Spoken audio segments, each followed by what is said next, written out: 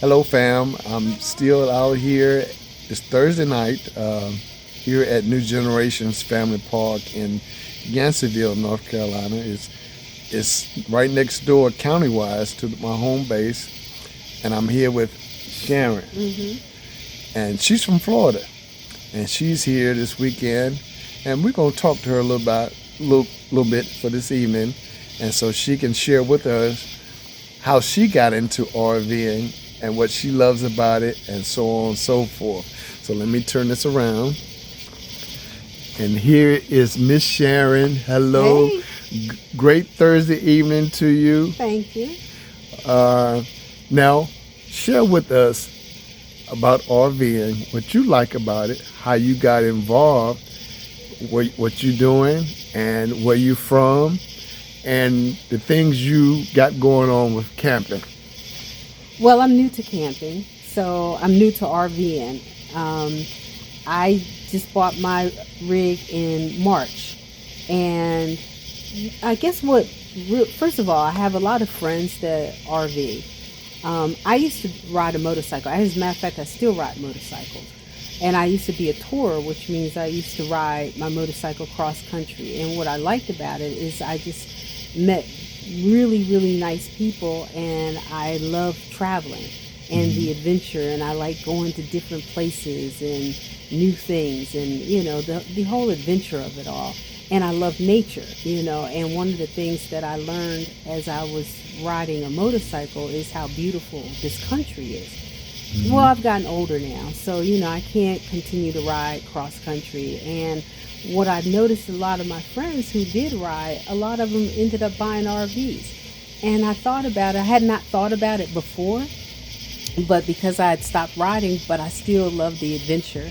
I still love nature. I still love meeting good people. And I still love traveling. So I said, no, you know what? I'm just going to go ahead and buy an RV. I had been talking about it. I guess I got to the point where I got tired of listening to myself, and so I went ahead and bought it.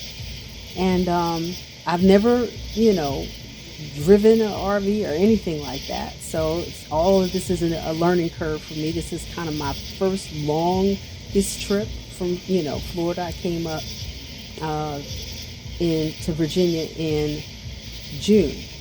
And then I stayed in the area. I've been in the area for about a month. So now I'm heading back home to Florida. And I'm just taking my time. I'm retired now. I retired in 2024. So I don't have, demands on my time in terms of, I got to be someplace at a certain time. My kids are grown and all of that. And so I lost my fiance. He passed away in January, and I just decided, I'm just going to go ahead and live my life and enjoy. What I like about RVing is it reminds me of how it was when I traveled with motorcycles and meet some of the nicest people. I mean, just really good down home people, from back in my day, and I love nature. Like right now, I'm out in the middle of the woods, and I'm just chilling, quiet. I enjoy it. I've had to learn a lot, obviously things like dumping your tanks, cleaning your tanks, and all of this other kind of stuff, and how to properly outfit it, and what I need to carry with me on my trips and stuff like that. It's all been a learning curve, and I'm still learning, but everybody's been so helpful. Like when I go places, when I meet people, even when I was buying my RV, one of my neighbors had an RV, and him and his wife, they took me out to RV dealerships. This man just did everything to help me pick out the right RV, to look for the right things, because I didn't know what I was doing, But those are the kinds of people that I have met in my experience with this so far. And my first RV event was attending Coles Point, and I could not believe our people were out here like that. I mean, even here at this New Generation farm, I am in awe of what this man has done with this land. I'm in awe about the legacy, that this is a family property from generations and generations that probably go back, who knows, 1800, I mean, all the way back. And that's the kind of stuff that, you know, in our community, I think we've lost track of, is that tie, that family tie to the land. And here this man has preserved that family tie. He has built this by hand almost, you know, I mean, just not almost. And it's just amazing, you know, and those are the kind of people that you meet out here, you know, that talented, just good people that have really good hearts. And I guess that's why I love this life, you know, and I love the fact that it's our people doing this thing, you know what I'm saying? I would have never thought that at all. Now you're traveling, this is a Class C, correct? It's a Class C. Class C. And you had it for how long? I got it in March, you know, and yeah. And you've been burning up the road. So you went, was this the first year you went to Coles Point? This is my first year at Coles Point. Coles Point is what I call the black experience, because you don't necessarily need an RV. If you got a boat or a yacht, they've been coming in on the yachts and boats and tent campers and things of that nature. I'd never seen such a thing. Our people, you know what I'm saying? I mean, you know, black people. I'm gonna be perfectly clear about it, you know. And I just didn't even know this part of life existed, and I'm very proud of it, you know. I'm very proud to see us out there. I'm very proud to see us representing and doing this stuff, you know what I'm saying, and getting along, and the camaraderie and the friends, you know. I mean, I feel like I can knock on doors and just any RV doors to say whatever, you know. I was someplace in Coles Point, and I was walking the dog someplace, and the guy was cooking on the grill, and I just made a comment and said, "Oh, is dinner ready?" He said, "Yeah, come on in." I was just joking, you know, but that's just the kind of, you know, camaraderie. That's just the kind of vibe that people give you, like your family, you know. And I think it's really, it's special. Now, what are some of the experiences that you've had, both positive and negative, when you was driving from Florida up to Virginia, and things that you have witnessed, likes and dislikes about traveling solo, single female in an RV? Well, I think for me, it's sometimes you would like to have company in terms of somebody to talk to, but I have my music, you know, and I travel with my dog, you know, and I'm kind of used to being alone, so it doesn't bother me as much. But sometimes you know, like you like to have somebody to have conversation with down the road.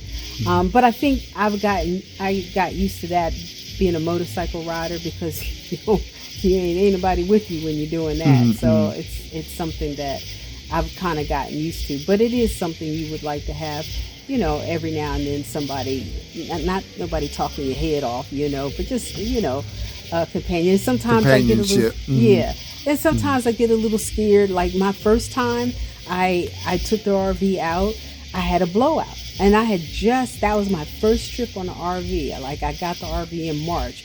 2 weeks later, I went out to a RV resort, maybe about a couple hours away from the house. And on the way back home, damn tire blows out, you know, like, and I'm a single female. I don't know nothing about mechanicals, you know, that's just not my thing. So when the tire blew out, and I've never driven anything, you know, this large, you know, so when the tire blew out, I was able to maneuver, but, you know, I was in a panic, and I was in such a panic, I didn't even remember, you know, that I had roadside assistance. I didn't know who I needed to call. I didn't know anything. You don't think about those things at the time. And you already got the help you need. You don't think about, oh, I need to call this number or that number. So I'm sitting on the side of the road, you know, trying to, you know, Google somebody to come out and tow me or change the tire or what have you, because I'm sitting there thinking, okay, what do I do? And it actually, and this is what I didn't like, is I got ripped off because I called a tow company, and they sent, it was called SOS Towing or something, and they sent out somebody and charged me an astronomical amount of money. But I'm out there on the road, stuck. I'm a woman. I'm by myself. I don't know, I don't know whether they overcharging me. I don't know anything. I don't know what it takes to tow. I don't know how to change a tire. I don't know anything. So I was at their mercy. So that was just a big, that had me questioning my decision about whether, was this the right, because so many people tell you so many different things. A lot of people tell you, oh, never buy a new RV. Some people say, I always buy a used RV. Some people say, buy a new RV. So many people tell you so many different things. And so, and then by being by myself, when I had that experience and I had the tire blowout, I was sitting there thinking, was this a really good idea? But I got through it. I got through it. I, got the tire taken care of. When I got back home, then obviously the first thing I did is made sure I had roadside assistant. I probably got a lot of assistants now. I got people I could call now. But, so that was definitely a learning curve for me. I've also had to put the rig in the shop, so it's a brand new rig and it's been in the dealer. I've had, it's been almost, 3 weeks, 4 weeks, and I got to take it back to the dealer for a warranty issue.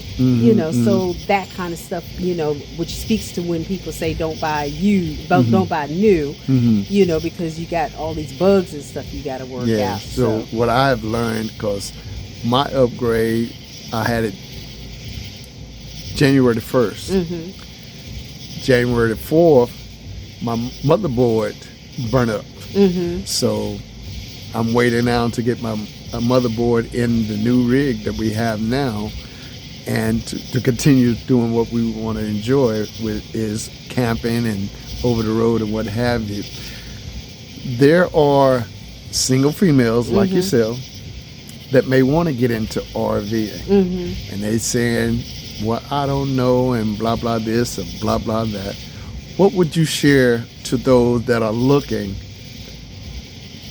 that are single, and saying, I want to get into RVing? What would you share to them? Don't be afraid to live your life. Live your life. Live your best life. Live your dream. Don't allow yourself to talk yourself into being afraid to do those things that you enjoy, that you think you might enjoy doing. As a single black female, one of the things that I have learned, I guess, over the years is just take a chance. Life is all about chances and risks.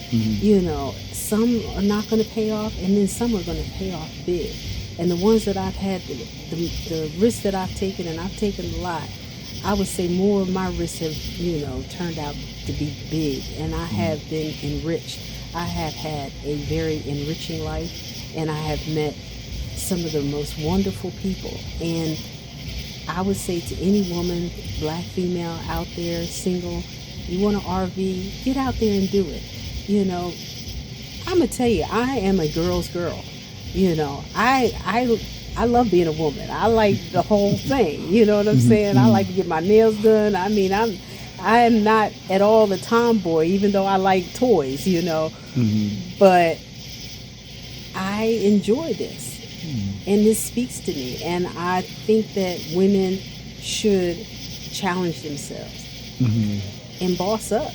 I mean, we are out there, and you could do it. You could do it. So that's just what I would say. Live your best life, live your dream. I am not going to live the rest of my life wishing shoulda, coulda, woulda. I'm not going to do that. I'm going to do it all. There was a saying about, and I want to slide into heaven, saying, hey, I enjoyed the ride, on the way. And that's me. And I think that's a healthy attitude and it's allowed me to experience things that I would have never thought possible. Well, Sharon, we thank you for this moment that you allowed me to come and talk with you and interview you about your RV life. And just my motto is, you have to live your life to the fullest. Yes. In spite of. Exactly. God got you. God, believe me, God got your back. Do the right thing, treat people good. God will take care of the rest. All right. We thank you very much. All right. Thank you. All right. Until next time. All right. Hey, everyone. That was a great interview with Sharon as she shared her RV life with us. And remember, Davis RV Life. Subscribe, follow, where we're living the RV life to the fullest.